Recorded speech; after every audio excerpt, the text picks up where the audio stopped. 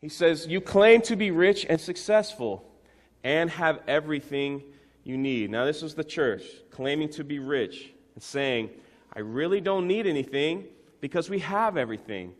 And what Jesus was talking about here was the comfort of the church. You know, how comfortable we have become as Christians, you know, and many times at this point in our Christian walk, you know, we stop and look around and we just say, man, I've gone far enough with God and I'm very happy where I am. You know, I just do my little volunteer and I show up and I sing a few songs and I go home. And that's as far as I want to go, you know. And so we begin to stop and we become idle because we are comfortable where we are. We don't want to be challenged. We don't want to give up some of our comforts. And this church had gotten to the point where they said they really have everything they need. We really don't need God. We don't have to worry about God for our clothes. We don't have to worry about God for our food. We don't have to worry about God because we're sick, because we have the medicine, we have the money, we have the food, we have everything here.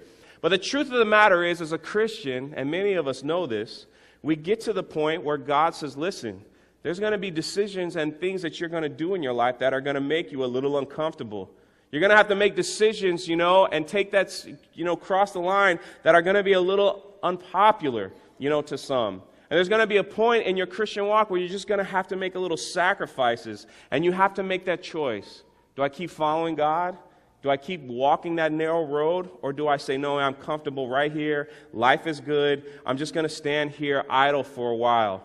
And what happens is, in many believers' minds, is that church stops becoming a place of worship. It becomes more of a social club, a social atmosphere, you know, where I'm not coming to receive or hear or to be challenged, you know, or help in a project or help in these things. I just like coming hanging with my friends. I just like come doing this. I like hearing some good music, and I like going home. It becomes a place, a social club instead of a place of worship, a fun place to hang out. While this whole time Jesus is saying, listen, no, man, I got something for you I need you to do. I have a plan for you. I got something I need you to do. I got a challenge for your life. You know, there's people that need your help. There's people out there that I want you to go to and talk to. But we sit back and we just say, no, man, I'm good. I got everything right here. I really don't need your plan. I really don't need to take a step forward. I've gone as far as I wanted to go. But you might be asking this question. He's like, Jay, so you saying being rich and successful are bad things? No, of course not. I'm not saying that at all. What we're saying is when those things begin to take the place of God in your life, then it becomes a bad thing. So let's talk about being rich for a second. And I want to talk about being rich as a whole, you know, because I know there's many people, you know, in my own church family that I love that are struggling because of a loss of a job and things like that financially. But I just want to talk about, you know, rich as a whole as where we live and so on.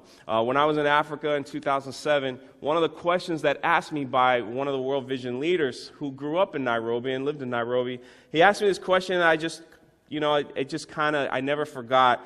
He asked me, he goes, is it true that Americans have more than 3 pairs of shoes? And I didn't know how to answer that because I had more than 3 pairs of shoes. You know, I was like, if I say yes, is that wrong? Is he going to be mad at me? If I say no, then am I lying? You know, I don't want to lie to him. And I was like, why do you ask that? He goes, well, because I don't know why would you need more than 3 pairs of shoes? Could you tell them to ship the other 2 pairs of shoes they had to some of the children that we have here that have no shoes? And I began to look that up, you know, and doing some study. But you know what the truth is? That if we have more than 3 pairs of shoes in our closet, and I'm just as guilty, it says that we are living on the top 10% of the world just because we have more than 3 pairs of shoes. And how about this one? It says if you own 1 car, you are living in the top 8% of the world. If you own 2 cars, you are living in the top 4% of the world. If you have an air conditioner in your house, you're living in the top 16% of the world. You know, and many of us can say, yeah, I have more than 3 pairs of shoes. I have a car. I have an air conditioning. So we pretty much are living up higher than the rest of the world is living. The truth of the matter is, if you've never heard this before, that many people, almost 60 to 70% of the world, live on $1 or a little bit more than $1 a day. And they say that the average American salary, we make more than 100 times than the average person lives. So what we're trying to say here is that we are extremely blessed here in this country. Amen? We are extremely blessed here, and God has blessed us, yes.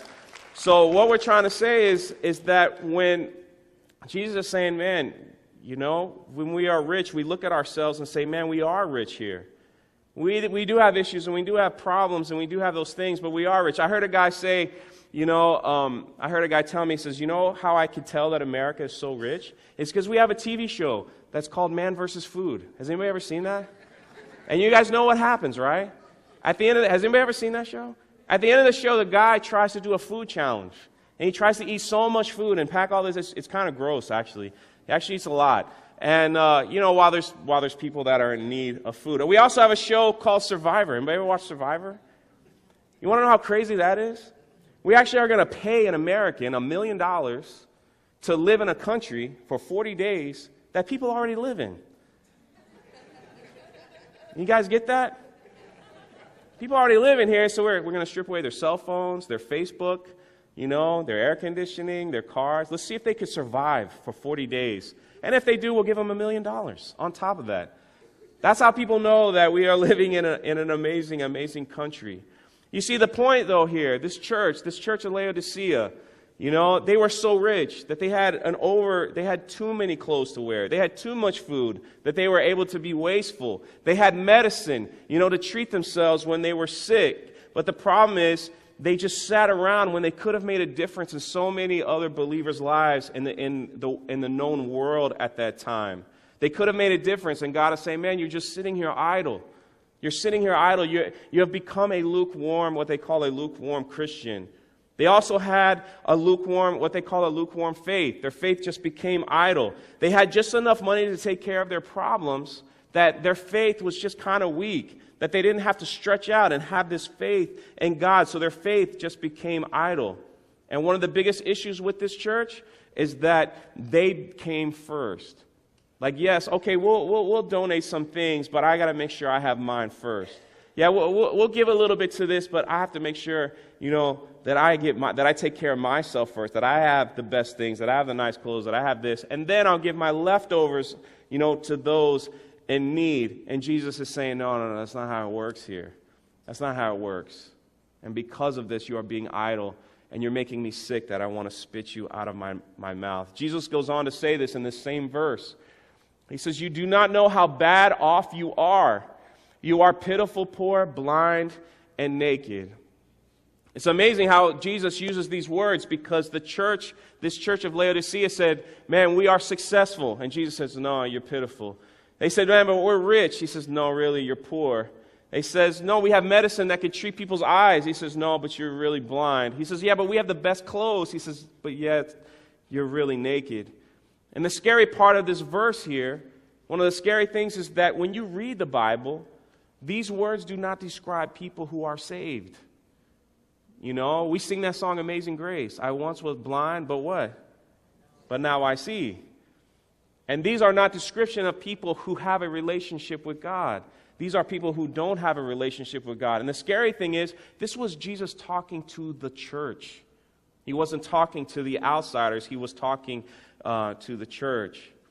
And in reading this, you begin to ask yourself your own question. Is my faith lukewarm? Is my prayer life idle? Do I only pray, before meals? Is my walk at God at a standstill? Do I even want to take the next step further? Have I become a lukewarm Christian, just as Jesus is suggesting here?